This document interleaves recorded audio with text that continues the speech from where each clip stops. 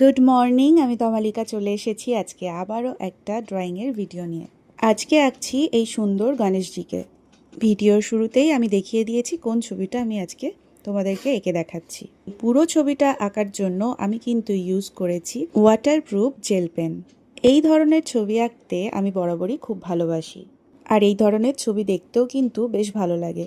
অনেকটা সময় সাপেক্ষ কাজ হয় ঠিকই, কিন্তু আঁকার পর পুরো রেজাল্টটা কিন্তু দারুণ লাগে। ছোট্ট ছোট্ট জায়গা সুন্দরভাবে ডিটেলসে কাজ করে একটা অসাধারণ ছবি তৈরি হয়ে যায়।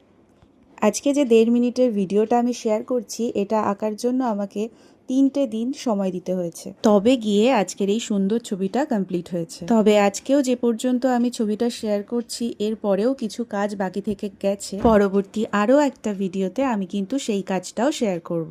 এই ধরনের ছবি আঁকার ভিডিও তোমাদের কার কার ভালো লাগে আমাকে কমেন্ট করে জানিও, আর এই ধরনের ছবি আঁকতে তোমাদের কার কার ভালো লাগে সেটাও জানিও।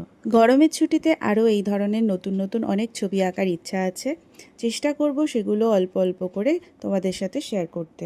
কথা বলতে বলতে আমার কাজটা অনেকটাই শেষ হয়ে গেছে, আর দেখতেই পাচ্ছো এই অবস্থায় ছবিটাকে কতটা সুন্দর লাগছে।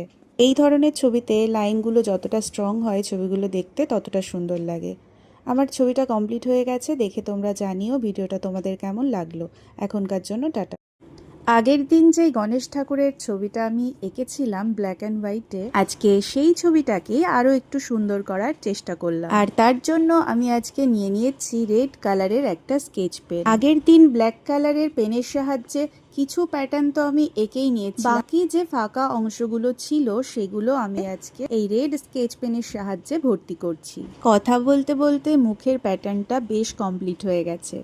এবার একে একে জুয়েলারি এবং আরও বাকি অংশগুলোকে একইভাবে শেষ করে নিচ্ছি। ব্ল্যাক অ্যান্ড হোয়াইট ছবি দেখতে তো আমাদের সবসময় ভালো লাগে, কিন্তু ব্ল্যাক হোয়াইট আর রেড কালারের কম্বিনেশনে ছবিগুলো কিন্তু তার থেকেও সুন্দর হয়। এই ধরনের কম্বিনেশন তোমাদের কার কার ভালো লাগে জানিও তো, আমার কিন্তু বেশ ভালো লাগে। আগের দিন ব্ল্যাক অ্যান্ড হোয়াইটে গণেশজিকে তো তোমরা দেখেই নিয়েছো, আজকে পুরো ছবিটা শেষ হওয়ার পর বলো কোনটা বেশি সুন্দর লাগছে।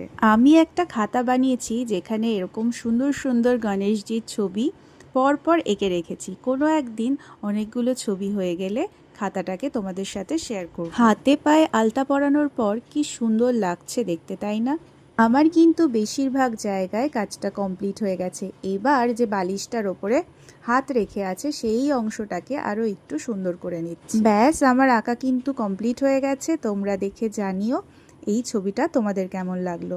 দেখা হচ্ছে নতুন ভিডিওয়, ততক্ষণ সবাই সুস্থ থেকো, ভালো থেকো, টাটা।